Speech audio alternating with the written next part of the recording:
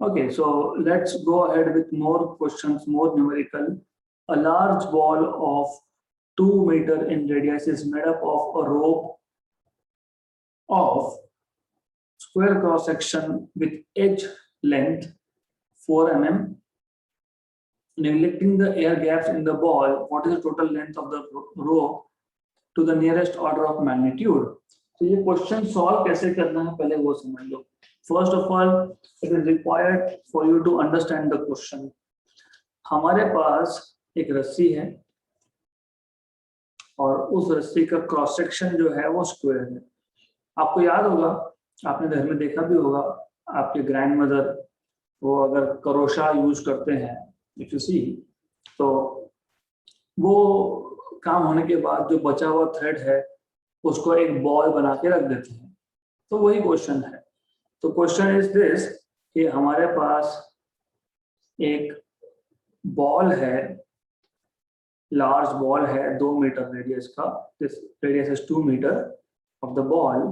So let me just show a ball here of radius 2 metre. ये 2 metre radius है, 2 metre radius.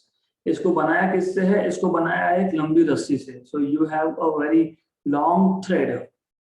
So we have a very long thread out of which this is made. पर जो long thread है उसका जो cross section है, आपको पता होगा नॉर्मली हमारे घर में जो वायर होती है, रस्सी होती है, वो सर्कुलर क्रॉस सेक्शन होती है. देखा ना, रस्सी को काटा तो क्या दिखता है? सर्कल दिखता है. लेकिन there are wires, there are threads. ऐसे भी थ्रेड होते हैं, ऐसे भी वायर्स होते हैं जिनका क्रॉस सेक्शन स्क्वायर होता है. तो you may have wires, threads of circular cross section. एक minute, just a minute, it's not rotating anyways, doesn't matter. So you may have wires of square cross section. ऐसे भी wires आपके पास हो सकते हैं जिसका क्रॉस सेक्शन स्क्वायर है. तो you may have such wires. तो ऐसे लंबा सा थ्रेड है हमारे पास. So we have a length, a very long thread of square cross section. तो ऐसा स्क्वायर क्रॉस सेक्शन का थ्रेड है जिससे आपने ये बॉल बनाया है. ओके, तो इसका जो एज है, एज मतलब एक साइड, इसका जो एक साइड है लेटर से ए, ये 4 mm का है. ओके, तो सबसे पहले गिवन डेटा क्या है उसको आइडेंटिफाई करना इज वेरी इंपॉर्टेंट. ओके, तो this is very important. What is given to you? Radius आपको दिया हुआ है 2 मीटर बॉल का. तो एक थ्रेड से हमने बॉल बना लिया. थ्रेड का क्रॉस सेक्शन जो था वो स्क्वायर था, उसका साइड था 4 mm. रेडियस जो है, जो बॉल बना है थ्रेड से, that is 2 meter in the radius. So ये आ गया 400 × 10⁻³ meter cross section area. Now आपको पूछा है what is the total length of the rope. अब मेरे पास यहाँ पे रस्सी नहीं है, नहीं तो मैं बना के दिखाता आपको. Imagination will take you to places where you cannot go. So imagine करो हमारे पास एक बहुत बड़ा लंबा रस्सी है और उस लंबे रस्सी को मैंने बांधते गया in the form of a spear. तो लंबे रस्सी का बॉल बन गया जिसका रेडियस है 2 मीटर. तो टोटल जो रस्सी का लेंथ है वो कितना होना चाहिए? तो हाउ टू सॉल्व दिस? बहुत इजी है. वॉल्यूम ऑफ बॉल, ये जो हमने बॉल बनाया है, volume of ball is equal to volume enclosed by rope. Volume enclosed by rope, रस्सी, जितना रस्सी उसको बनाने में लगा है, that is equal to volume of ball. Okay, what is volume of a ball? Ball is a sphere, 4/3 pi times of radius cube. What is volume enclosed by rope? Area of cross section of rope. तो आप volume of रस्सी का volume कैसे निकालोगे? Area of cross section A लोगे और उसको length से मल्टीप्लाई कर दोगे, राइट? तो A into L will give you total volume of the rope. तो area of cross section multiplied by length of the rope. This is volume enclosed by the rope, right? Therefore, you can say, obviously, 4 by 3 pi r cube area of cross section A into length. हमको चाहिए length. Therefore, length is equal to 4 by 3 pi r cube into area. But area of square is a square, क्योंकि side A है तो a square. तो आपको मिल जाएगा length of the rope 4 by 3 pi r cube by a square. Okay, तो 4 by 3 pi r आपको दिया है 2 मीटर, 2 मीटर का क्यूब इज 8 है ना, 2 क्यूब इज 8 अपॉन एरिया आप 4 into 10 पावर -3 का स्क्वायर कर लो यहाँ पे, तो ये आ जाएगा 4 by 3 pi 8 upon 4 square 16 into 10 power -6 1 जा 2 जा 1 जा 2 जा 2 by 3 pi into 10 पावर +6, क्योंकि 10 पावर -6 डिनोमिनेटर में था, डिनोमिनेटर से जब नंबर न्यूमरेटर में जाएगा तो पावर पॉजिटिव हो जाता है, 2 by 3 pi. Okay, if you know, अगर आपको पता है पाई की वैल्यू 3.14 आती है तो अप्रोक्सीमेटली 3 आती है. ओके, तो 2 into 3.14 by 3 कैंसल. मैं अप्रोक्सीमेटली कैंसल कर रहा हूँ. मैं अप्रोक्सीमेटली कैंसिल क्यों कर सकता हूँ? क्योंकि उन्होंने क्लियर कट मेंशन किया है यहाँ पे, आपको क्लियर कट बोला है total length of the rope to the nearest order of magnitude. आपको सिर्फ 10 का पावर चाहिए, दैट्स इट. तो आपको मिल गया 2 into 10 power 6. Order of magnitude लिखने के लिए रूल क्या था? कोई भी नंबर को a into 10 पावर n के फॉर्म में लिखो, a की वैल्यू 0.5 से लेके तो 5 तक होनी चाहिए. है क्या? 2 है 0.5 और 5 के बीच में, यस. तो ऑर्डर ऑफ मैग्नीट्यूड क्या आ गया? 6. तो देखो लिखा है यहाँ पे 10 पावर 6 मीटर आंसर में, दैट इज करेक्ट.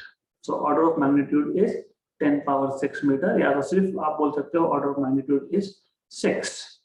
तो आप बोल सकते हैं यहाँ पे this is approximately 10 power 6 metre. Done. मैं एक बार क्वेश्चन वापस रिपीट कर देता हूं क्योंकि क्वेश्चन बहुत इजी है. बचपन में आपने देखा होगा हमारे पास थ्रेड होता है, बड़ा थ्रेड है, स्वेटर बनाने के लिए लगता है. तो आपके घर में कोई अगर बड़ा होगा, ग्रैंड मदर स्पेसिफिकली, वो एक रस्सी का बॉल लेके बैठते हैं, फिर उससे वो स्वेटर बनाते हैं. तो वो जो रस्सी थी हमारे पास एक लंबा सा रोप था, मान लो ये रस्सी है. अब इस रस्सी को हम फोल्ड कर करके इसका एक बॉल बनाने वाले हैं. That is the idea. Okay, ball बनाने वाले हैं क्योंकि लंबा रस्सी है तो उसको हम नॉर्मली फोल्ड करके बॉल बना के रख देते हैं. Normally this is what we do. Okay, तो अब ये जो लंबी सी रस्सी थी, इसका क्रॉस सेक्शन स्क्वायर है, क्योंकि नॉर्मली जो घर में आप वायर्स यूज करते हो, for example I have a wire over here to show you. एक वायर है मेरे पास, इसको अगर मैं काटूंगा तो इसका जो सेक्शन है, क्रॉस सेक्शन जो है वो सर्कल होता है, राइट? जैसे कि ये पेन का जो सेक्शन है, cross section, this is circle. But sometimes you have special types of wires, और उस वायर का, उस रस्सी का, उस रोप का क्रॉस सेक्शन स्क्वायर भी हो सकता है. You may have a square cross section of the wire, हो सकता है. तो हमारे पास एक बहुत लंबा रस्सी है विद स्क्वायर क्रॉस सेक्शन, बहुत लंबा रस्सी है. इसका area is A, length is L. तो टोटल वॉल्यूम क्या आ गया? A into A. हमने इस रस्सी को फोल्ड कर करके एक बॉल बना दिया, तो वॉल्यूम क्या आ गया बॉल का? 4 by 3 pi r cube. लेकिन ये बॉल किससे बना था? रस्सी से बना था. मतलब volume of this rope and volume of this ball should be same. Volume of rope equal to volume of ball, right? So simple है. तो volume of rope is A into L, volume of ball is 4 by 3 pi r cube. So L equal to 4 by 3 pi r cube by a. तो area of cross section of square is side square A square, that's it. तो अब ये formula में आप values डालो, आपको total length of the row मिल जाएगा। तो सिंपल क्वेश्चन था। Next question, nuclear radius r has a dependence on the mass number a as r equal to 1.3 into 10 power minus 16 a raised to 1 by 3 meter. For a nucleus of mass number 125, obtain the order of magnitude of r expressed in meter. तो ऐसा है, थोड़ा सा मैं आपको nuclear physics का basics बताऊंगा यहाँ पे। देखो, as of now what do you know is, substance बना है एटम से, और एटम में क्या होता है, सेंटर में होता है न्यूक्लियस, न्यूक्लियस में होता है पॉजिटिव चार्ज, ओके, और इसके अराउंड होते हैं electrons in orbit. This is what you no, आपको इतना स्कूल से पता होगा। Any atom consist of a nucleus, nucleus has positive charge, nucleus contains protons and neutrons, and surrounding this nucleus you have electrons which are orbiting, okay, तो ये आपको पता होगा बेसिकली। अब ऐसा है कि ये जो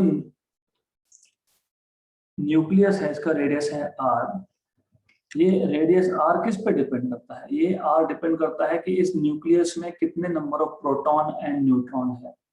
तो total number of protons and neutrons, so total number of neutrons and protons inside a nucleus is called as mass number, और उसको हम डिनोट करते हैं A से।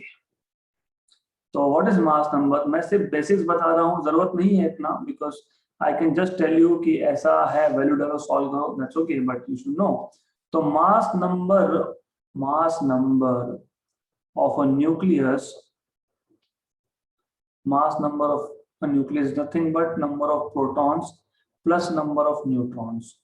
अब किसी भी एक न्यूक्लियस में कितने नंबर ऑफ प्रोटॉन है, प्रोटॉन नंबर को आप डिनोट करते हो Z से, न्यूट्रॉन नंबर को डिनोट करते हो N से। तो mass number is N plus Z। तो दैट इज द आइडिया। अगर हमको रेडियस निकालना है, न्यूक्लियस का रेडियस निकालना है, तो बहुत लॉजिक सी चीज है, बहुत सिंपल सी चीज है। हाइड्रोजन जिसके न्यूक्लियस में सिर्फ एक प्रोटॉन होता है तो उसको जगह कम लगेगी। हीलियम, उसमें 2 प्रोटॉन्स होते हैं, उसको ज्यादा जगह लगेगी। फिर ऑक्सीजन, उसमें और ज्यादा होते हैं, सो ऑन सो फोर्थ। तो जैसे जैसे हायर एलिमेंट्स पे आप जाते हो, कार्बन, ऑक्सीजन, आयरन, तो जैसे जैसे आप हेवियर एलिमेंट्स के पास जाते हो, उतने ज्यादा number of protons and neutrons होते हैं न्यूक्लियस के अंदर। जितने ज्यादा number of protons and neutrons nucleus के अंदर होंगे, उतना बड़ा न्यूक्लियस का साइज होगा, उतना ज्यादा न्यूक्लियस का रेडियस होगा। और वही उन्होंने बोला है कि न्यूक्लियस का रेडियस जो है, it is given by this formula 1.3 into 10 power minus 16 mass number raised to 1/3 into n। ये मीटर में है, मतलब इंटू m नहीं, मीटर में, राइट। तो हमें बाकी सब चीजें पता नहीं भी होती तो चल जाता, but just for your information कि न्यूक्लियस में अगर ज्यादा number of protons and neutrons है तो न्यूक्लियस का साइज बड़ा होगा, और न्यूक्लियस का साइज जो है मतलब उसका रेडियस बड़ा होगा, and it depends on mass number. Mass number is nothing but number of neutrons and protons in nucleus. ये आपको पता होना चाहिए। अभी आपको A दिया है, आपको A दिया हुआ है 125, तो 125 का क्यूब रूट आपको पता है, 125 का क्यूब रूट होता है 5। So this is 5 into 1.3, it is 6.5 into 10 power minus 16 metre. तो नहीं चलेगा। क्यों नहीं चलेगा? क्योंकि आपको याद है जब आप ऑर्डर ऑफ मैग्नीट्यूड लिखते हो तो हमेशा A multiplied by 10 raised to n, where A is greater than equal to 0.5 and less than equal to 5। पर ये जो नंबर है ये तो 6.5 है, तो हमको ऐसे लिखना पड़ेगा 0.65 into 10 power minus 16। ओके, तो 0.65 0.5 और 5 के बीच में है क्या? यस है। तो 0.65 65 इंटू ये 10 का पावर 1, ये 10 का पावर -16 यहाँ पे, तो टोटल 10 का पावर -15 आ जाएगा मीटर में। तो ऑर्डर ऑफ मैग्नीट्यूड आ गया -15। हो गया क्वेश्चन सॉल्व। मैंने आपको बताया था order of magnitude is nothing but the power of 10। Okay, तो आपको मिल गया order of magnitude -15। Okay, therefore order of magnitude is -15, ऐसा आ गया आपके पास। Alright, so this is what you have. Okay, good. Then next question. In a workshop, a worker measures the length of a steel plate with a vernier caliper having a least count 0.01 centimeter. 4 such measurements of the length yielded the following values: 3.11 centimeter, 3.13 centimeter, 3.14 centimeter, 3.14 centimeter. Find the mean length, the mean absolute error, and the percentage error in the measured value of the length. तो आपको given quantities में क्या है, basically आपको vernier caliper के बारे में बोला है। वर्नियर कैलिपर मैंने आपको बताया था कि what is vernier calliper. Vernier calliper scale ही होता है, सिर्फ वो थोड़ा एक्यूरेट होता है। जो आप नॉर्मल स्केल यूज करते हो सेंटीमीटर स्केल, उसका एक्यूरेसी है 0.1 सेंटीमीटर का। मतलब 0.1 के बाद डायरेक्टली 0.2 आएगा, उसके बाद 0.3 आएगा, उसके बाद 0.4 आएगा। तो 0.1 से छोटा नंबर आप मेजर नहीं कर सकते। लेकिन वर्नियर कैलिपर जब यूज करते हो तो वर्नियर कैलिपर का जो लीस्ट काउंट है वो 0.01 का होता है। तो 0.01 के बाद 0.02, फिर 0.03, फिर 0.04। तो वर्नियर कैलिपर का लीस्ट काउंट मतलब उसका accuracy is better than the normal scale. तो आपको बोला है कि हमने 4 मेजरमेंट्स लिए हैं। 3.11 सेंटीमीटर एक आया, 3.13 सेंटीमीटर दूसरा मेजरमेंट आया, 3.14 सेंटीमीटर तीसरा, and the last one is 3.14 again. So these are the 4 measurements that you have. Okay, ये given है आपको। आपको फाइंड करने के लिए बोला है, you're supposed to find out mean length। मतलब आपको पहला तो a mean फाइंड करना है, और a mean obviously you know what is the formula of a mean। a1, चलो पहले मैं लिख देता हूँ कि a mean फाइंड करना है। दूसरा क्या फाइंड करने के लिए बोला है हमको? दूसरा बोला है mean absolute error. Mean absolute error के लिए पहले तो हर एक में एब्सोल्यूट एरर निकालना पड़ेगा। तो absolute error in the nth reading is mean value minus nth reading. आपको पता है ना, हम एब्सोल्यूट एरर कैसे निकाल रहे थे? हम मीन वैल्यू में से इंडिविजुअल रीडिंग सबट्रैक्ट कर रहे थे और उसको बोलते थे हम लोग हम उसको बोलते थे एब्सोल्यूट एरर। ऐसा हमारे पास n नंबर ऑफ अगर रीडिंग्स है तो हर एक रीडिंग में आपके पास एब्सोल्यूट एरर आएगा। तो जितने भी एब्सोल्यूट एरर है सबका मीन लोगे तो मिल जाएगा मीन एब्सोल्यूट एरर। तो mean absolute error delta A mean, this is nothing but you should know how to find this out। तो formulas I will write down later of course। तो for the time being आपको क्या क्या चाहिए वो लिख लेते हैं। लास्टली आपको क्या चाहिए? आपको चाहिए mean absolute error, percentage error. Percentage error कैसे निकालते हो आप? परसेंटेज एरर निकालने के लिए आप रिलेटिव एरर निकालते हो, मल्टीप्लाई बाय 100 करते हो। तो you want to find out percentage error also. Formula, which formula we are going to need? सबसे पहले हमको मीन एरर के लिए फॉर्मूला चाहिए, मतलब मीन वैल्यू के लिए चाहिए। मीन वैल्यू क्या है? a1 plus a2 plus a3 plus a4/4। क्यों? क्योंकि 4 ही रीडिंग है। अगर 4 ही रीडिंग है तो you know how to find out mean of this 4 readings. a1 plus a2 plus a3 plus a4/4 ये मीन रीडिंग आ गया। दूसरा आपको चाहिए absolute error. How do you find out absolute error? Mean value में से एक एक करके वैल्यू सबट्रैक्ट करो, that will give you absolute error in nth reading. फिर आपको पता है मीन एब्सोल्यूट एरर कैसे निकालते हैं? पहले रीडिंग का एरर, एब्सोल्यूट एरर, दूसरे रीडिंग का एब्सोल्यूट एरर, तीसरे रीडिंग का एब्सोल्यूट एरर,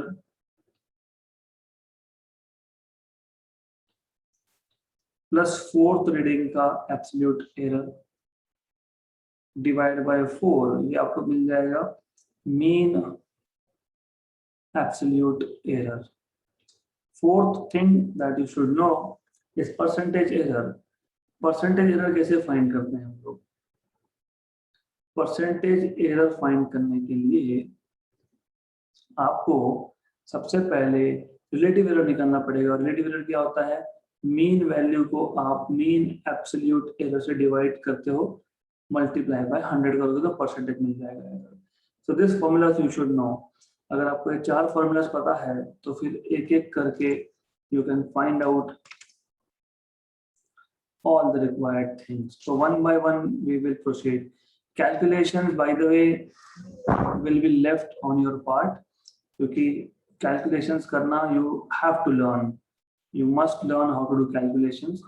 तो अब mean value निकालने के लिए हमारे पास कौन से 4 वैल्यू थे? If I remember correctly, पहला वैल्यू था 3.11. Sorry for this. पहला वैल्यू था 3.11, दूसरा वैल्यू था 3.13.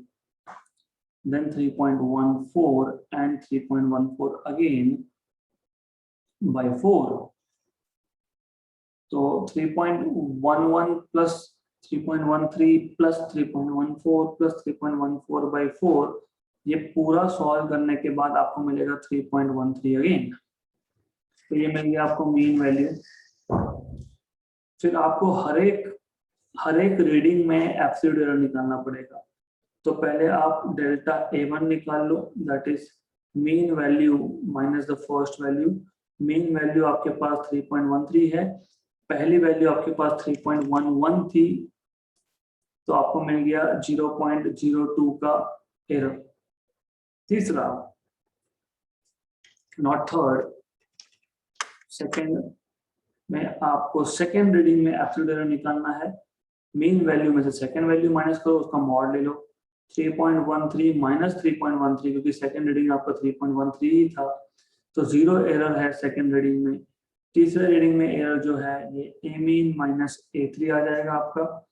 दिस वाज आई थिंक वो फॉर असाइनमेंट मैंने ये क्वेश्चन दिया था। Doesn't matter, we will be taking assignment questions here also so that you can check your mistakes, कहाँ पे गलती हो गई पता लग जाएगा आपको। तो ये आ जाएगा 0.01। Okay, so this is how you can find out your errors। तो हम लोग ऐसा ही करने वाले हैं। हम लोग क्या करेंगे, जो भी असाइनमेंट के क्वेश्चंस मैं आपको दूंगा वो मैं अगले सेशन में कवर भी करवा लूंगा, तो so that you also know where are your mistakes, okay, where you are committing mistakes। तो this is the way we will be going along in this course। तो easy है, ओके। तो बहुत बार गलती कहाँ होती है कि हम लोग मॉड नहीं डालते हैं। While finding out errors, we forget to put mod, तो नेगेटिव आ जाएगा, इसलिए प्रॉब्लम होता है। ये एब्सोल्यूट एरर्स है, remember this, okay. This is absolute errors that we are doing here, okay. So ये आपको मिल गया चारों रीडिंग्स में एब्सोल्यूट एरर, राइट। हमारा एम क्या था, हमें चाहिए था, second thing that we wanted to find out was next thing, that is mean absolute error। तो क्या करेंगे अब, mean absolute error कैसे निकालेंगे? इन चारों के चारों का मीन, चारों के एरर्स का mean. So this is how you are supposed to find out mean absolute error। तो पहले रीडिंग का एरर 0.0 था, 0.2 था, दूसरे का 0 था, तीसरे का 0.01 था, चौथे का 0.01 था by 4। तो आपको मिल गया 0.04 by 4, that is equal to 0.01। तो you have your mean absolute error in centimeter of course। हो गया। अब लास्ट चीज हमको जो बोली है परसेंटेज एरर। तो परसेंटेज एरर फाइंड करने के लिए मीन वैल्यू है ना, mean value by mean absolute error multiplied by 100। तो मीन वैल्यू क्या आई आपके पास 3.13 अपॉन 0.01 इंटू 100, राइट। ये आपको मिल जाएगा परसेंटेज एरर। तो you have to do this, you are suppose to find this out, okay, right. हाँ, तो एक गलती यहाँ पे मैंने की है, that I have to write down the other way around.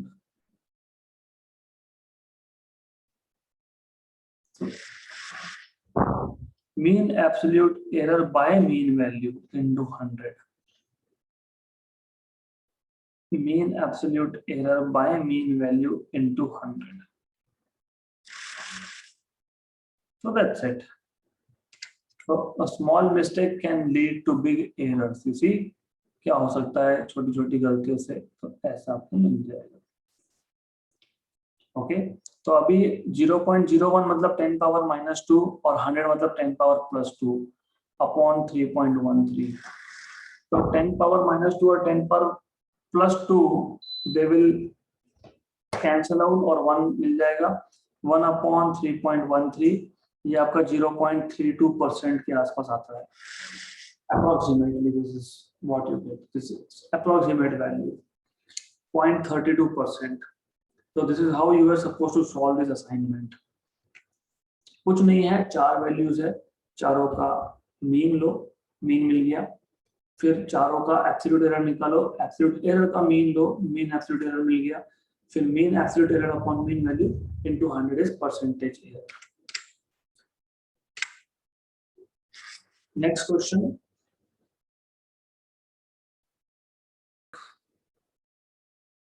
find the percentage error in kinetic energy of a body having mass 60.0 plus minus 0.3 gram, moving with a velocity of 25.0 plus minus 0.1 centimeter per second.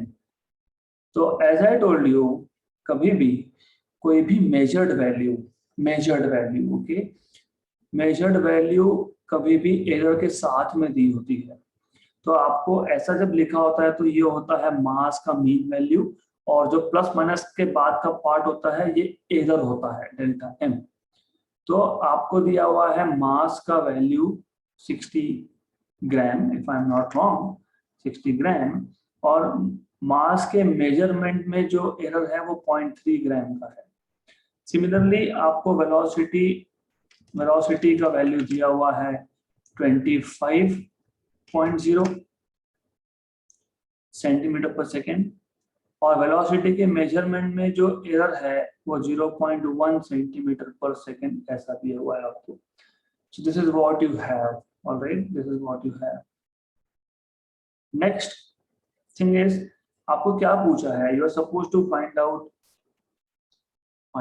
percentage error in kinetic energy. तो percentage error in kinetic energy निकालना है हमको, percentage error in kinetic energy. कैसे करोगे, तो kinetic energy delta kinetic energy upon kinetic energy multiplied by 100 ये find करना है आपको। तो फॉर्मूला कौन सा लगने वाला है हमको, it is simple thing, formula that you are going to need is number 1, you should know what is kinetic energy का फॉर्मूला, हाफ mv²। नंबर 2, आपको पता होना चाहिए एरर प्रोपगेशन का फॉर्मूला। अगर आपको याद होगा एरर प्रोपगेशन का फॉर्मूला मैंने आपको सिखाया था, इफ यू रिमेंबर, अगर हमारे पास z है which is a multiplied by b, तो error in z is equal to delta z by z, मतलब fractional error, it is delta a by a multiplied by 100 plus delta b by b multiplied by 100। ये percentage error की बात हो रही है, अगर fractional error होगा तो मल्टीप्लाई बाय 100 नहीं लिखोगे आप। तो हम स्टेप बाय स्टेप आगे जाते हैं। तो अगर आपके पास दो फिजिकल क्वांटिटीज है a multiplied by b, okay, तो in that case you should know a multiplied by b अगर आपके पास फिजिकल क्वांटिटी है तो z is a new quantity which is made up of a into b, this is what you know. क्योंकि a में एरर था, b में एरर था, तो z में एरर आएगा।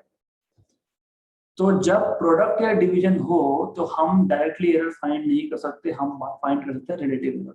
तो delta Z by Z equal to delta A by A plus delta B by B, ऐसा आपके पास आएगा। Delta Z by Z equal to delta A by A plus delta B by B. ये fractional error है। Kinetic energy का percentage error निकालते वक्त अभी क्या है, देखो formula is still the same, z equal to a into B. तो kinetic energy is equal to half mv square से कंपेयर करोगे तो a की जगह पे m और b की जगह पे v स्क्वायर। ओके, और एक चीज मैंने आपको बताई थी, इफ यू रिमेम्बर, हम क्या करते थे, अगर यहाँ पे पावर में n है तो सिर्फ ये जो एरर निकालते वक्त ये जो पावर का n है वो प्री मल्टीप्लाई कर देना होता है ना। तो यहाँ पे भी वैसा ही है। तो z मतलब काइनेटिक एनर्जी, राइट। तो z का एरर मतलब काइनेटिक एनर्जी का एरर। अब हाफ तो नंबर है, नंबर में तो एरर होता नहीं है। एरर किस में होता है, मेजर्ड वैल्यू में। नंबर के मैं मेजर करूंगा, नंबर तो नंबर है। तो मास में एरर लिखोगे आप delta m by M plus by rule अगर पावर में n है तो n मतलब यहाँ पे 2 है तो 2 को पहले मल्टीप्लाई करो डेल्टा v बाई v। तो ये आ गया आपके पास fractional error, relative error in kinetic energy. Relative error को जब आप 100 से मल्टीप्लाई करते हो तो आपको मिल जाता है परसेंटेज एरर। तो you will get percentage error. तो delta m by m multiplied by addition plus 2 times of delta v by v multiplied by 100, that will give you percentage error. So basic formulas है, we have been solving these things lately। हम लोग काफी ज्यादा time इस पे हमने spend किया है। रिलेटिव एरर क्या, परसेंटेज एरर क्या, मल्टीप्लिकेशन और डिवीजन में एरर कैसे निकालते हो, एडिशन सब्ट्रैक्शन में एरर कैसे निकालते हो। Those who have joined classes late, it is advisable that you go through previous lectures first. तो अगर आप डायरेक्टली अटेंड कर रहे हो तो you may not be able to understand कि मैं क्या बोल रहा हूँ यहाँ पे। तो परसेंटेज एरर निकालने के लिए फॉर्मूलाज पता होने चाहिए आपको। तो I will just take this formula as it is. Okay, so multiply by 100 कर लो।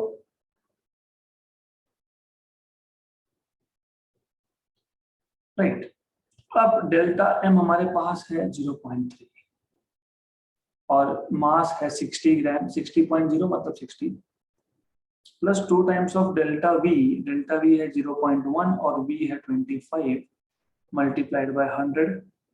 इसको सॉल्व करो। इसको सॉल्व करना इजी टास्क है। You have to know how to solve this, this is very simple. तो क्या करोगे, 0.3 को लिखोगे 3 into 10 power minus 1 by 60 मतलब 1 जा और 20 जा प्लस 2 ये 0.1 मतलब 10 power minus 1 by 25 into 100 ऐसा आ जाएगा। अब दोनों टर्म्स को इंडिविजुअली 100 से मल्टीप्लाई कर दो। पहले टर्म को 100 से मल्टीप्लाई करोगे तो 10 power minus 1, 100 मतलब 10 power 2 अपॉन 20। तो 10 power minus 1 और 10 power minus 2 मतलब ऊपर 10 बचेगा by 20, 10 by 20 is 1/2। तो पहले टर्म में 1/2 बचेगा आपका। दूसरे टर्म में आपके पास क्या आने वाला है, तो यह आ जाएगा 2 into 10 power minus 1 और दूसरे टर्म को भी 100 से मल्टीप्लाई कर दोगे तो 10 power plus 2 अपॉन 25। तो 2 10 power minus 1 10 power plus 2 is 10 power plus 1 मतलब 20 by 25 it is 4/5। ओके, ये 4/5 आएगा। 4/5 0.8 होता है। पहले में 1/2 0.5 था, दूसरे में 0.8 आया मतलब 1.3 इज अ टोटल एरर। तो बाकी कैलकुलेशंस आप करोगे इस एक्सपेक्टेशंस के साथ। I will put down the final answer. तो 1.3% एरर आता है। पहले टर्म में एरर हमारे पास आया था 1/2 मतलब 0.5%, दूसरे टर्म से एरर आया 0.8%, तो total 1.3% is the error in kinetic energy measurement.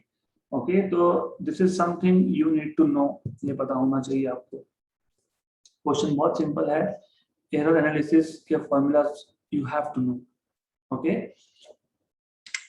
Next question and the last question probably for today, क्योंकि ये आपका क्वेश्चन जो था ये भी असाइनमेंट का क्वेश्चन है, if I am not wrong. In Ohm's experiment the value of unknown resistance were found to be. आपको याद होगा, आपने स्कूल में ओहम्स लॉ पढ़ा है, V इक्वल टू IR। उसमें जब हम रेजिस्टेंस की वैल्यू मेजर कर रहे थे तो हमको पहली वैल्यू मिली 6.12 ओहम, दूसरी वैल्यू हमको मिली 6.09 ओहम, तीसरी वैल्यू हमको मिल गई 6.22 ओहम और लास्ट वैल्यू हमको मिल गई 6.15 ओहम। हमको फाइंड करने के लिए बोला है absolute error. Absolute error, absolute error आपको पता है, what is absolute error? You should know. You know absolute error in nth reading is mean value minus individual reading. तो पहले का एरर मतलब मीन में से पहला वैल्यू माइनस दूसरे का एरर मतलब मीन में से दूसरे का वैल्यू माइनस करोगे। फिर हमको पूछा है रिलेटिव एरर। रिलेटिव एरर हमको फाइंड करना है। ओके, तो रिलेटिव एरर फाइंड करने के लिए क्या करोगे? This is pretty simple thing। Relative error find करने के लिए आपको, एंड बाय द वे एक चीज और कंफ्यूजिंग होती है कभी कभी, इन्होंने बोला कैलकुलेट द एब्सोल्यूट एरर। तो नॉर्मली जब वो बोलते हैं calculate the absolute error, normally it means mean absolute error. तो सारे के सारे एरर्स का मीन फाइंड करो, तो मीन एब्सोल्यूट एरर फाइंड करो। Okay, mean absolute error find करने के लिए आपको एब्सोल्यूट एरर फाइंड करना ही पड़ेगा ना। तो दोनों काम हो गए अपने, because if you want to find out mean absolute error तो हर एक रीडिंग में एरर तो फाइंड करना ही पड़ेगा। तो इसका मतलब you can just say it's the same thing, तो मीन एब्सोल्यूट एरर फाइंड करना है, ऐसा ही बोल दो। फिर रिलेटिव एरर बोला है। रिलेटिव एरर क्या होता है? Mean absolute error bye mean value, that is relative error. और परसेंटेज एरर, परसेंटेज एरर भी आपको पता है, mean value, mean absolute error bye mean value, मतलब रिलेटिव एरर को 100 से मल्टीप्लाई कर दोगे तो परसेंटेज एरर मिल जाएगा। ये तीन चीजें फाइंड करनी है and you are now expert in doing all this. तो आपको अब सब कुछ पता है, you know how to do it. तो instead of writing down formulas I will directly go to solution now, because you know how to find out all this parameter। सबसे पहले हम फाइंड कर लेते हैं मीन वैल्यू। मीन वैल्यू आता है R1 plus R2 plus R3 by 4। Resistance के चारों वैल्यू को उठाओ, उनका मीन लो। ओके, तो ये आपको पता होना चाहिए। This is simple task because you know this is 6 point. देखो इसको मैंने जानबूझ के, there is one thing that you need to learn here. As I told you, मैंने एक लेक्चर तो ले लिया लॉग टेबल का आपका, लेकिन हमको ये समझना है कि हम हर जगह पे लॉग टेबल अगर यूज करने गए तो टाइम बहुत जाता है हमारा, तो शॉर्टकट ढूंढने पड़ेंगे।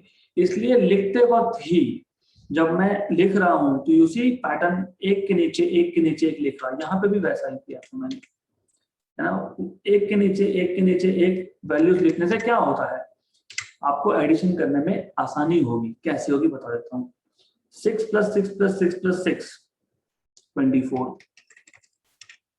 12 में 9 21, 21 में 22, कितने आ गए 21 में 22 43, उसमें 15 58, 24.58। तो ये आपका एडिशन आ गया 24.58।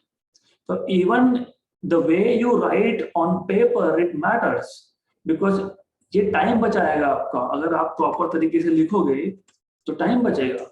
ओके, तो ये आ जाएगा 24.58। हो गया, ये हो गया। तो फिर इसको सिंप्लीफाई करना is not big deal. 24.58 by 4 6.145 आएगा आपका, 6.145 ओहम आएगा। This is not centimetre, this is ohm. Remember we are talking about resistances here. Okay, दूसरा अभी हमको चाहिए एब्सोल्यूट एरर। हम डेल्टा आर फाइंड कर लेते हैं पहले रीडिंग में। मीन वैल्यू में से पहला माइनस करो, ओके। सिमिलरली सेकंड में से भी वैसा ही, थर्ड में भी वैसा ही, फोर्थ में भी वैसा ही। तो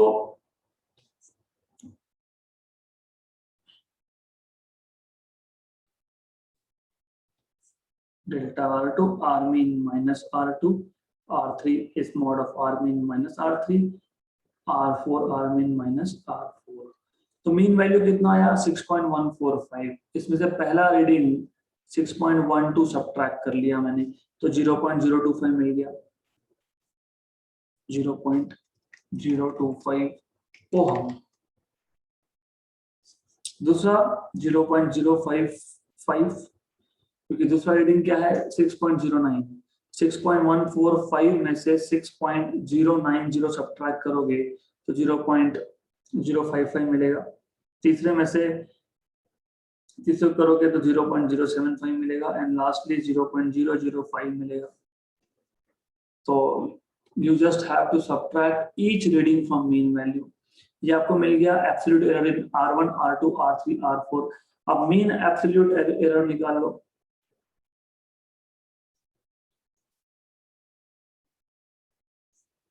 Now you can find out what is mean absolute error।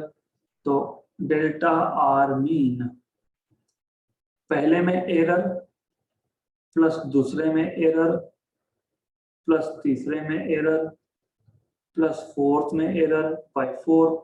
पहले का एरर कितना था, अभी देखो यहाँ पे भी एक के बाद एक लिखने का फायदा होता है, बिकॉज पहले का एरर था 0.025, दूसरे का था 0.055, तीसरे का था 0.075, 0.075 और इसका था 0.005।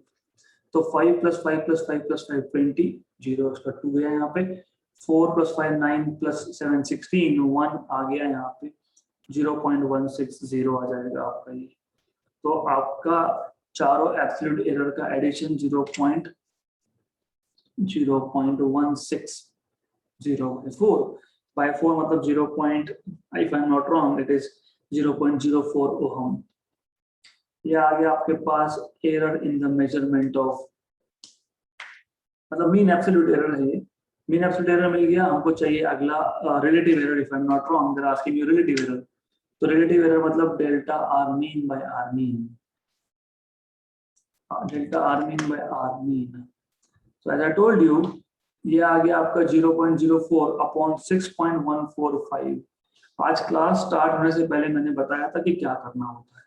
लॉग बुक यूज करने के पीछे अगर आप जाओगे तो यू नीड टू अंडरस्टैंड, यहाँ पे लॉग टेबल नहीं, यहाँ पे रेसिप्रोकल टेबल यूज करो। मतलब मैं क्या करूंगा 0.04 को अलग लिख दूंगा और 1/6.145 को अलग से लिखूंगा। 6.145 का रेसिप्रोकल टेबल से आप रेसिप्रोकल फाइंड कर सकते हो। तो लॉग बुक में रेसिप्रोकल टेबल होता है। रेसिप्रोकल टेबल में आपको क्या करना है मैं बता देता हूँ। रेसिप्रोकल टेबल में आपको 6.1 ढूंढना है, पहले उस रो में देखना है और ऊपर यहाँ पे मतलब पहले 2 डिजिट 6.1, ओके। तो यहाँ पे ढूंढ लिया, फिर नेक्स्ट डिजिट कौन सा है 4 नंबर का कॉलम देखो 6.1 और 4, तो यहाँ पे आपको मिलेगा 0. मतलब 1629 ऐसा नंबर लिखा हुआ है, ओके। देन ये जो आखिरी डिजिट है ये मीन डिफरेंस होता है, this comes from mean difference.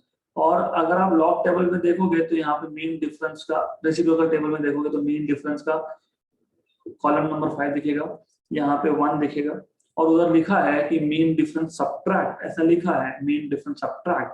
तो 1629 में से 1 माइनस कर दो, 1628, इसके आगे 0 पॉइंट लिख दो।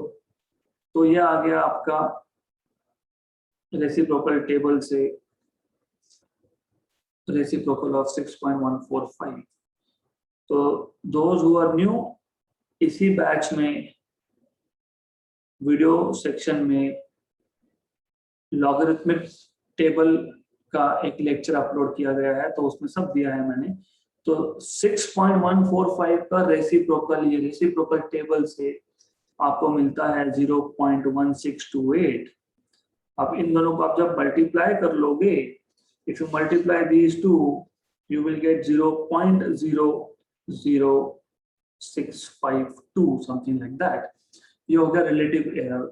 परसेंटेज एरर निकालने के लिए आप रिलेटिव एरर को 100 से मल्टीप्लाई करते हो, तो आप इसको 100 से मल्टीप्लाई करते हो तो मिल जाता है परसेंटेज एरर, मतलब 0.00652 मल्टीप्लाइड बाय 100, तो आपको मिल जाएगा 0.652 percentage error in the measurement of resistance. तो this is what you get, ऐसा आपको मिलता है।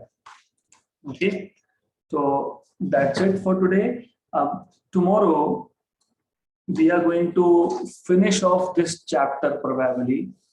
So even though थोड़ा अगर lecture बढ़ जाता है तो it's okay, but we are going to finish it off. Few more examples and we are done with chapter 1. So we will stop here for today.